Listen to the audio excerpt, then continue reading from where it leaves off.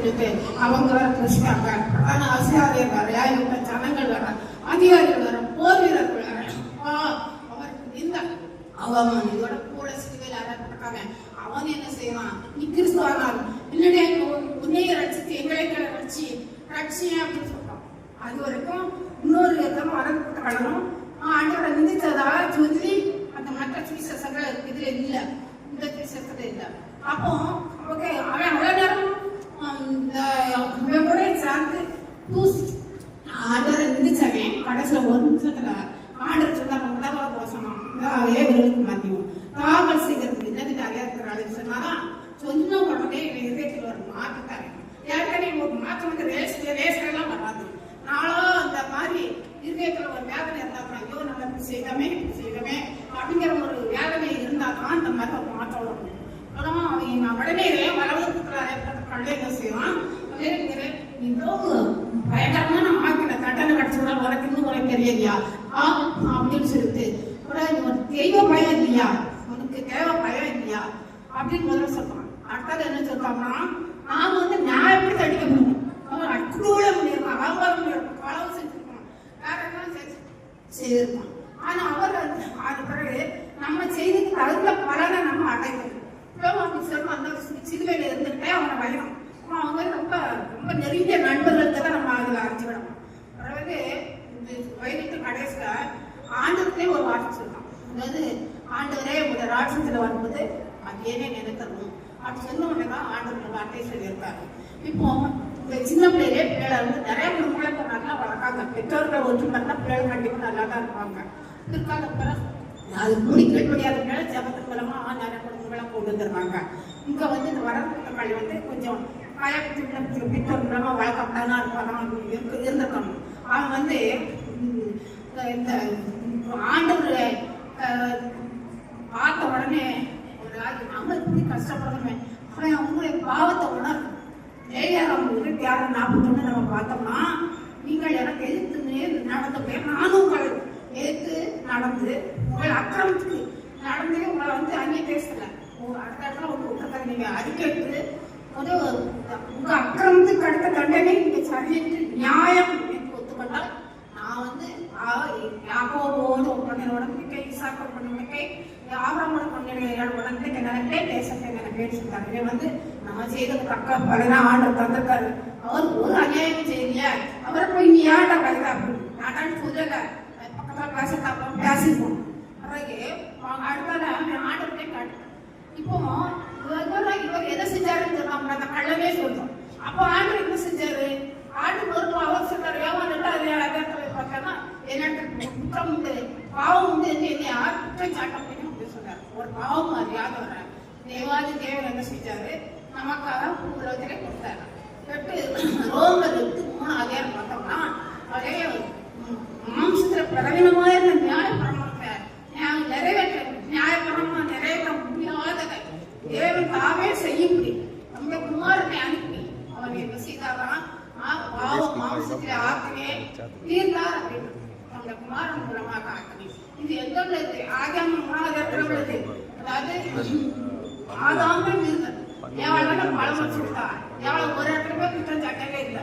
ஆதாம் வந்து ஆண்டோட உடம்புல அப்படியே ஆதாம் வந்து கீழ்படியா ரோமர் 2 பார்த்தீங்கன்னா எல்லாம் நிறைய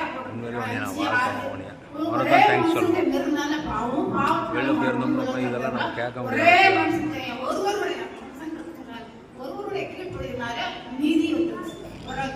இன்னும் நம்ம பார்ப்போம்னா ஆறாம் 5வது இடத்துல பார்த்தோம்னா எதுக்கு ஏசாயா 53 10வது இடத்துல குற்ற நிவாரண ஒரு யாகம் தேவனை போட்டார்.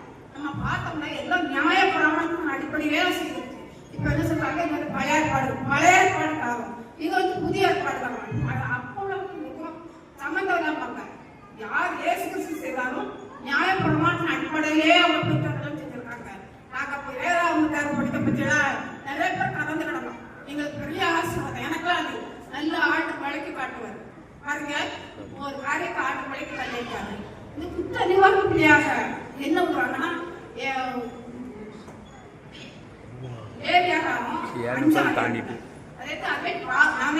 பாவ நிவாரணி குற்ற நிவாரணம் அப்படின்னு இருக்கு.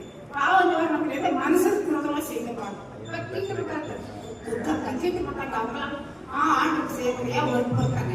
குற்ற நிவாரணம் அப்படிங்கிறாங்க. கண்டிப்பா எடுத்தாதான் நல்லா இருக்கும். ஏன் லேவியாரமும் 6ஆம் அதிகாரம் 5ஆம் அதிகாரம் கடைசி வசனம் என்ன போட்டிருக்குன்னா, தேவன் விரோதமான செய்யப்பாங்க அதனால என்னன்னா குற்ற நிவாரணம் செயல்படும். தேவன் விரோதமாக செய்த 5:19 இது குற்ற நிவாரணம். அவன் கர்த்தர் விரோதமாய் குற்றம் செய்தான் என்பது நிச்சயம். தெரியாம வாய்க்கு ஒரு வார்த்தை சொல்லியிருந்தான். இதெல்லாம் செய்த பாவத்துக்கு தண்டனை எவ்வளவு நடக்கும், அதுக்கு அவன் கண்டிப்பா குற்ற நிவாரணம் செய்யணும். பாவ நிவாரணம் முடியாது. இப்போ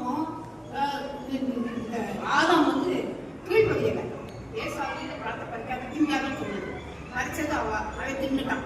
இந்த கீழ்படியல அதுதான் பாவம் மரணம் நரகம் எல்லாம் நமக்கு வந்தது. நரகத்துக்கு நமக்கு தப்புங்க பரலோகத்துக்கும் போக தேவனுக்கு நமக்கு உள்ள வகை தடுப்பு நீங்க ஆண்டவருக்கு ஒரு திட்டம் கொடுத்தாரு. நியாயப்பிரமாணம் கொண்டு வந்தாரு. நியாயப்பிரமாணத்துல அதாவது காலையில் விளையாட்டுகளா அந்த மாதிரி எதுவும் அடிப்பாங்க. அந்த இடத்துல கொண்டு போய் ஆசாரியை கொண்டு போய் பள்ளிக்கூடத்துல கொண்டு போய் சேர்த்துவாங்க. அப்புறம் அவருக்கு அந்த ஆசாரியை தன்னுடைய பாவத்துக்காக சேர்த்துவாங்க. ஆனா பாவம் போகவே இல்லை. ஆனா ஆண்டவர் பார்த்தாரு. என்ன செய்யணும் குற்றமாக ஆட்டுக்குட்டியாக கொண்டு வாங்க, பழுதுக்கு ஆட்டுக்குட்டியை கொண்டு வாங்க. அப்பதான் எல்லாம் செஞ்சாங்க. அப்படி கொஞ்சம் தவறா கூட உடனே ஆடி உடனே சாகும். பார்த்தோம்னா அப்படிதான் இருக்கு எல்லாம் முன்னால. அப்போ கிருபைக்காக இது அக்கிரமத்துக்கும் அடி அட்டூழியத்துக்கும் உடனே தண்டனை கிடைச்சா நம்மள சொல்றதுக்கு இருக்கவே முடியாது.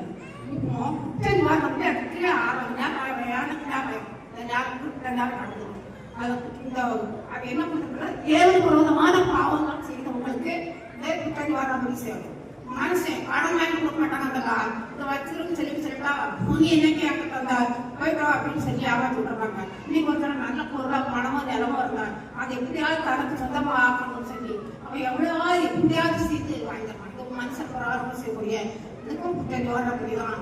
அதுக்கு என்ன செய்யணும், ஆனா இந்த மாதிரி செய்தத வாங்கிட்டு அந்த எவ்வளவு தொகை வாங்கிட்டோம்னா ஆசிரியர்கிட்ட போய் சொல்லணும். நான் இந்த மாதிரி தப்பு செஞ்சிருக்கேன், அவன் நீ விளக்கத்துல வெளிச்சாக்க கொடுக்கணும் அவராக அப்படின்னு சொல்லுவாரு ஆசிரியர்.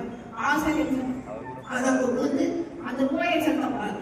அதுக்குரிய காணு இந்த ஆட்டுக்கடாவா அந்த வெள்ளி சாக்கத்துக்கு எவ்வளவு ரூபா போதுமோ அந்த ஆடு கடை வளர்க்கணும். அந்த அப்படி கொஞ்சம் வரையாம தொடர்ந்து கொடுத்துடணும். அப்போ அவர் பதிவாரி எப்படி பாவம் குட்டிடுவோம். இப்போ ஆடு குற்ற நிவாரணம் பாதம் செய்த பாவத்துக்கு ரத்தம் சிந்தது இல்லாம பாவம் மதிப்பு இல்லை. வளர்த்த ஆட்டுக்குட்டிக்கு எங்க தம்முடைய குமார் அனுப்பத்தான் அனுப்பினாதான் அவரை ரத்தத்தை சிந்தனா தான் மீட்டு போட்டுட்டு அவரை பரலோகத்திற்கு அனுப்பினார். அனுப்பி அவரை கொண்டு போய் சில்லையில அவர் ரத்தம் சிந்த வைக்கணும். அதுக்கு என்ன செஞ்சாருன்னா உலகத்துல இருக்கும்போதே பலர் அவர் இயேசு மேல குற்றச்சாட்டை வச்சாரு. அதான் ஆசாரியா என்ன செஞ்சான், அவன் கூட்டுல ஆண்டவர் அது யூராஸ்காரியா வருமா அந்த வச்சு பிடிச்சி போட்டாங்க. பிடிச்சி போய் அவங்க கடைசியில அவன் என்ன செஞ்சான், தேவ தூசணம் தூணும் அப்படிங்கலாம் பெரிய பாவம் மரணான்னு கேட்கான். கேட்டுக்கிட்டு அவனுக்கே பதிவுக்கு இன்னும் நம்ம சாட்சி இருந்துட்டு அப்படியே வஸ்திரத்துல பிடிக்கணும். அவங்களாம் வச்சு அப்படியே அவங்க பிரதான ஆசிரியர் அரண்மனைக்கு போய் அங்க இருந்து அவன் ஏசு கத்தி அவன் ஒந்தி காலத்துல கொண்டு போய் சிலுவல நீங்க அடிச்சுக்காங்க. சிலுவல யூதர்கள் சாப்பிட எங்களுக்கு அந்த இதுக்கு இல்லை அப்படின்னு சொல்லிட்டான். சொல்றான் உடனே பிரார்த்தனை என்ன செய்யலாம், சிலுவையில அனுமதிச்சிட்டான். சிலுவையில அரைஞ்சாச்சு, ரத்தம் சிந்தியாச்சு. அந்த சிந்தனை கண்ணம் கண்டெடுத்துருக்கான். உடனே பரதேசிப்பான சொல்றாங்க. பரதேசிங்கிறது பரவம் கட்டாங்க. பாபாவுங்கிற மடி அப்படின்னு சொல்லி சொல்றாங்க. அது பூமியில தான் இருக்கிறதாங்க ஏதோ கட்டோம்னு சொல்றாங்க. எனக்கு ஒன்றும் தெரியாது. ஆட்டு பயிர்னா ஆளுன்னு சொல்ல முடியும். ஆனா இது பரதேசி போய் அதுக்கப்புறம் ஆண்டவர் பரலோகத்துக்கு போனாராம். முன்னுக்கு ஆண்டவர் மறைச்சிட்டாரு. சிலுவையில காதல் ஒதுக்க சொல்லுவாங்க. அன்னைக்கு மறுநாளைக்கு பெரிய ஓய்வு நாளைக்கு ஆயத்தமா இருக்கு. 2 பழக்கு காதல் ஒடிச்சு தூரத்தி போட்டுட்டாங்க. அவங்கள இந்த மாதிரி ஒழிக்க போகணும்னு அவர் மறுத்துட்டார். அவர் நல்லா அடக்கம் பண்ணாங்க. ஆண்டவர் தாழ்வா சொல்ல முடியாங்க. அவர் முன்னாலே பரதேசி போனாராம். முன்னாலே காத்துப்பாராம். சபம் உள்ள ஆண்டவரே ஒரு பள்ளம் ஒரு நிமிஷத்துல நீர் எப்படி ஒரு மீட்பு கொடுத்தீராங்க. எங்களுக்கும் அந்த மாதிரி ஒவ்வொரு ஆத்மா சிறியோர்கள் பெரியோர் வரைக்கும் தவறு செய்யாம காப்பாற்றி செய்வதாக மன்னித்து கணேசக்கு முடிவரையும் மாட்டாங்க. எல்லாருக்கும் ஒரு விஷயம் கேட்ட ஒவ்வொருவருக்கும் இந்த வசனம் ஆசீர்வாதமா இருக்கணும். நீர் வழிநாட்டில் பாதுகாத்துக்கணும். மகிமைப்படும்படியாக மகிமைப்படுத்தும். ஏசு நாம் சேர்க்கிறாங்க.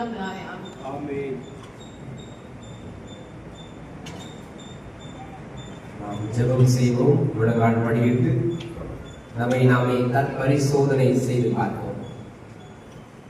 அவர் நம்மை பாவ நிவாரண வழியாக குற்ற நிவாரண வழியாக ஒப்புக் கொடுத்தாரே. நம்முடைய மீறுதல் நிமித்தம், நம்முடைய பாவங்கள் நிமித்தம், நம்முடைய அக்கிரமங்கள் நிமித்தம் தான் அவர் அடிக்கப்பட்டார். அவரை பார்த்து